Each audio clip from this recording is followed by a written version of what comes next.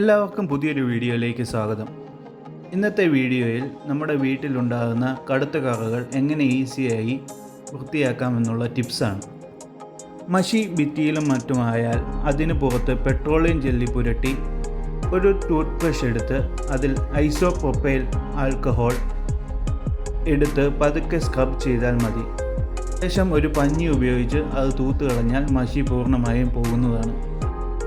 ഭക്ഷണത്തിൻ്റെ കറ ചുമരിൽ നിന്നും കാർപ്പറ്റിൽ നിന്നും കളയാനായി അതിനു പുറത്ത് കോൺഫ്ലവർ അല്ലെങ്കിൽ ടാൽക്കം പൗഡർ ഇടണം. കുറച്ച് കഴിഞ്ഞ് ഒരു ഉണങ്ങിയ തുണി കൊണ്ട് കഴുകി കളഞ്ഞാൽ ഭക്ഷണത്തിൻ്റെ കറ പോകുന്നതാണ്. കാപ്പിയും ചായയും താഴെ വീഴുന്നത് മൂലമുള്ള കറയും കപ്പുകളിൽ നിന്നുള്ള കറയും കളയാനായി കറയുടെ മുകളിൽ വെള്ളം തളിക്കണം. അതിനുശേഷം അമോണിയ ഉപയോഗിച്ച് ഇത് തുടച്ചു കളയാവുന്നതാണ്.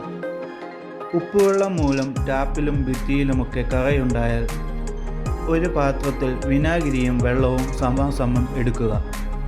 അതിനുശേഷം ഒരു തുണിയിൽ മുക്കി കറ ഉള്ളിടത്ത് തുടച്ചു കളയാം. അപ്പോൾ കറ പൂർണ്ണമായും പോകും.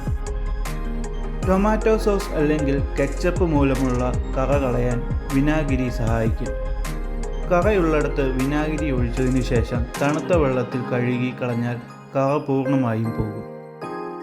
ചെടികളിൽ നിന്നും മറ്റുമുള്ള ചെളി കാർപ്പറ്റിൽ ഉണങ്ങിപ്പിടിച്ചാൽ ആദ്യം ചെളി പരമാവധി ഇളക്കിക്കളയാൻ ശ്രമിക്കുക.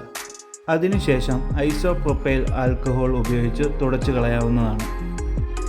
ജ്യൂസ് കസേരയിലോ സോഫയിലോ വീണ് ഉണങ്ങിപ്പിടിച്ചാൽ അത് ചൂടുവെള്ളം പാത്രം കഴുകുന്ന ലിക്വിഡ് ഉപയോഗിച്ച് കഴുകാവുന്നതാണ്.